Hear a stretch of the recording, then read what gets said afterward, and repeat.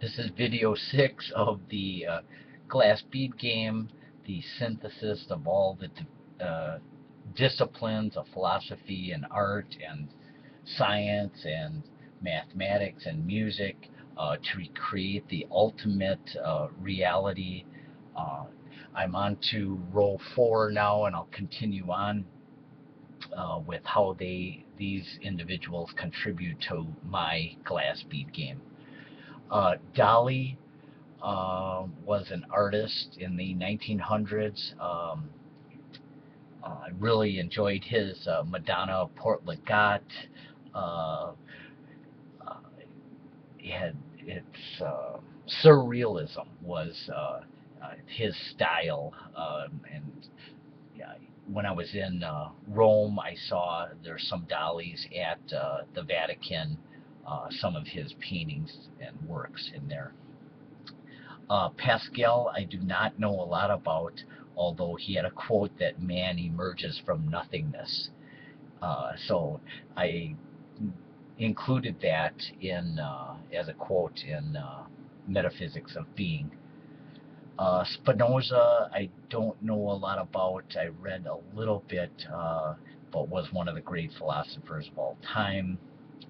Eckhart Tolle uh, wrote The Power of Now. Was okay. Um, some people just think he's nuts. I think he's into the Eastern thinking. Just it didn't. I didn't like it that much, but he did write a book on the power of now, so he's included in the glass bead game. Wesley Salmon, I think, wrote maybe the Zeno's paradoxes. Um, So he is a current mathematician and tried to solve it in the back part of his Zeno's paradoxes. I didn't get through it. It's very technical. Um, I didn't get through the second half of the book where he tried to dismiss the Zeno's paradoxes, but he did write a book, and the first half of the book goes through and lays out all the Zeno's paradoxes. Jacqueline Dupree was a uh, celloist, uh, was considered the best celloist of her time around the 1960s, developed a disease around 1927 where she could not feel her fingers, so she lost her talent, and I just thought that was an amazing story, and there's a movie about her and some awesome videos online of her playing, and she was very flamboyant while she played. But just the sadness of the one thing that you love to do, play the cello, and then to get the one disease that you could not feel your fingers and other problems, and she ultimately died in her early 40s. St. Augustine, I don't know a lot about, but was one of the great philosophers of all time. Eugene Wigner was a physicist, and around 1920s, 30s, came up with Wigner's friend. And this is an expansion of Schrodinger's cat, where a cat, well, first of all, a particle can exist in a state of superposition of potential.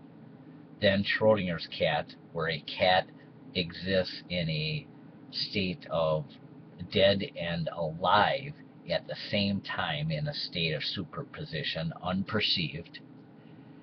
And then Wigner, uh, Wigner's friend, is it has something to do with if the first perceiver is unperceived, is the cat still in a state of superposition if he did not share this information with his friend who is perceiving the perceiver? So that this cycle and argument goes on, is when does the actual perception collapse the wave function and create a reality and the discreteness of reality. According to the delayed choice experiment, I believe even if you have the opportunity to know about the discreteness and the actual reality, that it is quantized, but I'm not exactly positive about that. So Wigner's friend, he's in here certainly. Adolf Grunbaum, now I get these confused. He's another mathematician, and I think either he wrote the Zeno's Paradoxes or Wesley Salmon. I can't remember, but he's a current mathematician that gets into a lot of these arguments, and currently I just don't know a lot about him. John D. Barrow is a mathematician, wrote on infinity, which is really an amazing book. Mikio Kaku grew up as a Buddhist and is a physicist, a theoretical physicist, and writes a lot about where we are heading as a society.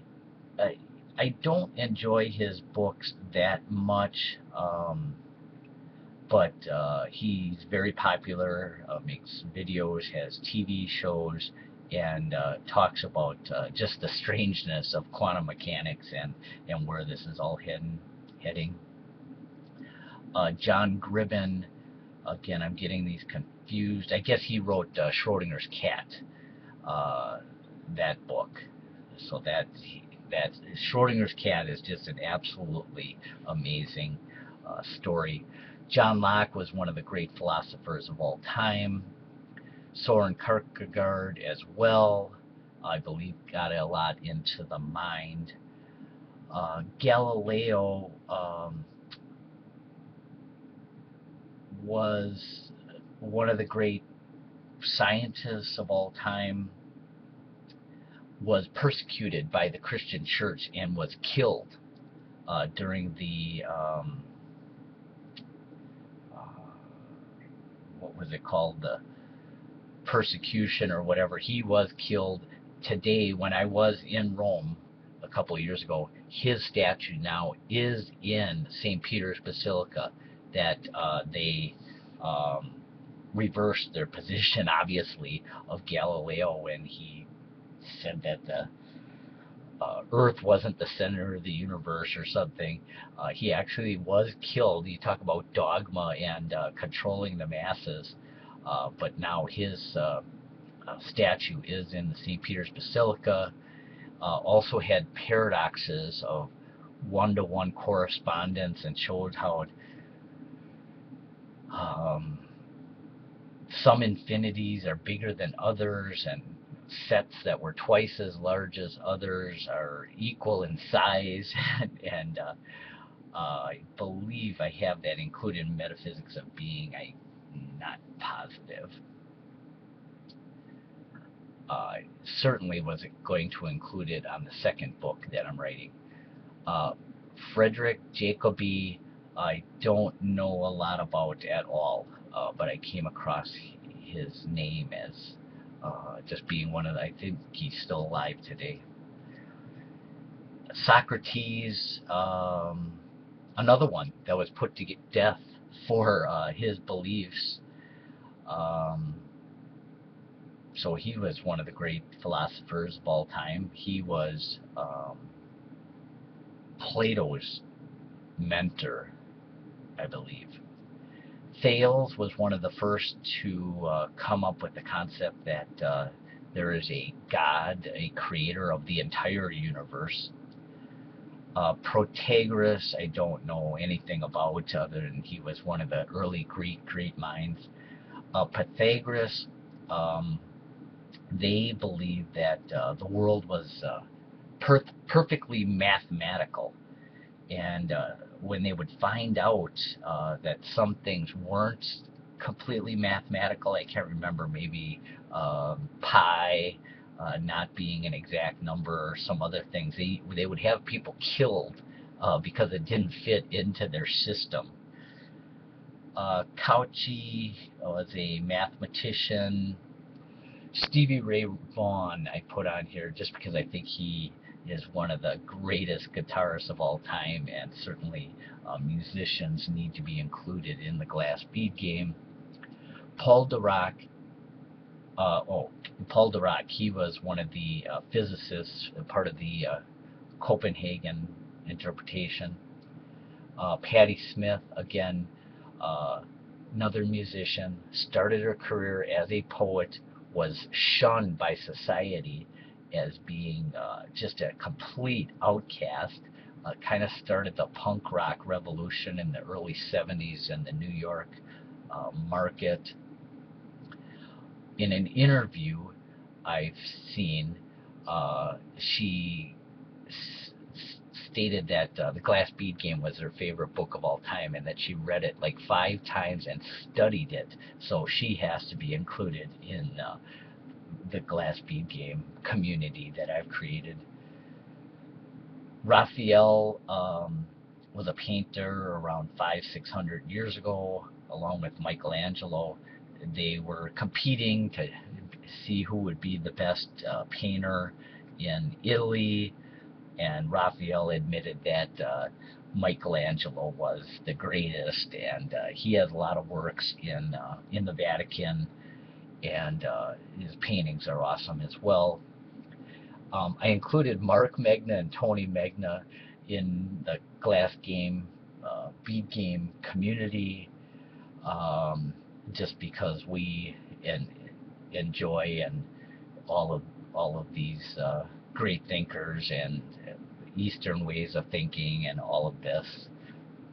Paul Davies is a current physicist, is a realist, and I really enjoy his works. He writes a lot of books. He writes a book almost every year, and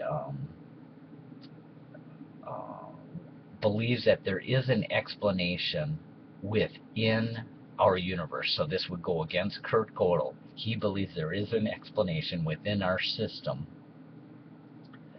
but also believes a theory for a theory of possibly that the past is not fully settled. If you think back, think of if you were looking into the sky at stars, you're seeing stars from billions of years ago, and that they're quantized when we perceive them. So you are changing the past. This goes back to the delayed choice experiment, and just the collapse of the wave function. So that really is an interesting theory, Paul Davies, that the past is fully not settled since it's unperceived. That's just an amazing thing. More musicians. Neil Young was my favorite artist of all time, so certainly he's in the glass bead game. James Taylor, I loved, especially when I was younger. Just has a fantastic voice. Jackson Browne, same way. Saint Teresa was one of the greatest people that ever lived. Believed in sacrificing herself for the betterment of mankind. And I'll keep going. I can finish up these last ones. Glenn Beck, who I really followed a lot a couple of years ago, just really exposed this liberal control and domination over society, and this unspoken conspiracy that's going on in the world. And I went to see him to speak in Chicago, and I really enjoy his talks. Fichte, I don't know anything about, other than I heard that he may believe in solipsism, which is the belief that there may only be one mind that exists. So, and you cannot prove other minds.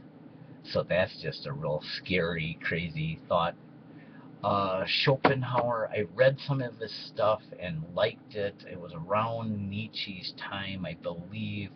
I don't remember that much exactly what it was all about. Orson Welles, he was one of the early uh, liberal socialists, and I can't remember, the Fabians, I believe, but he was very interesting. Uh, he predicted a lot about the future and created a radio show in the early 30s that had New York in a panic because they thought aliens were invading, and so he's kind of interesting. Believed in a perfect society, this Fabian society, which Glenn Beck actually is very fearful of, and he believes is the foundation of liberal, socialist, coerced altruism, the evil that exists in today's world that Ayn Rand um, talked so much about. Max Tegmark is a current physicist. The one line where he believes that we may be the only mind, the only being that has a mind that can perceive itself in our entire universe or galaxy. So I thought that was really interesting. David Deutsch studies a lot about computers, believe that the universe is this uh, cosmic computer program, wrote the Cosmic Universe or something. His book is, or The Fabric of Reality. His book was very hard to understand. I thought Charles Seif's book on his book was easier to understand, kind of it from bit, John Wheeler type thinking and the Matrix and so forth. Turing, the one thing that was interesting, he died or he killed himself because he was a homosexual and was persecuted by society. Came up with the Turing principle, which was that you could do an infinite amount of tasks within a finite amount of time. So that was a Turing machine. Included God in the glass bead game. Certainly, God needs to be included in this creation of reality, ultimate reality. Newman was one of the early physicists in the 1930s with the development of the computer. I don't know a lot about him, but he was very important in the advancement of science and math and computers. Richard Feynman was a crazy uh, physicist in California, won the Nobel Prize, uh, believed really, he taught quantum mechanics, but really believed and taught, if you listen to his lectures, of realism and the discreteness, that all that is important really is the discrete nature of the reality in which we live. Brahms was just another classical musician and composer. Rod Serling was part of the Twilight Zone, which was my favorite series of all time. Achilles is part of the Achilles paradox. He was also a legend, sought his legacy, sought immortality through his human legacy, that his name would be repeated and remembered in human history. So I just thought that was absolutely amazing. Have a tattoo of Achilles because he's involved in the Achilles paradox and all of that, and the greatness of his the fantasy of how he's remembered. May or not have been a person that actually lived on the earth. Probably was not. Atlas, part of Atlas Shrugged, another tattoo that I have. Ayn Rand, her belief in um, self-reliance, self-sufficiency, self-production, and the greatness of man. So Atlas Shrugged, holding up the earth, was another in Greek mythology. Saint Peter was the first pope.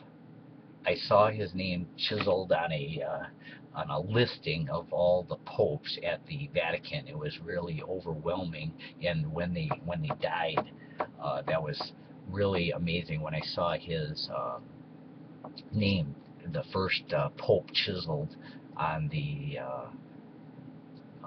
wall at the Vatican.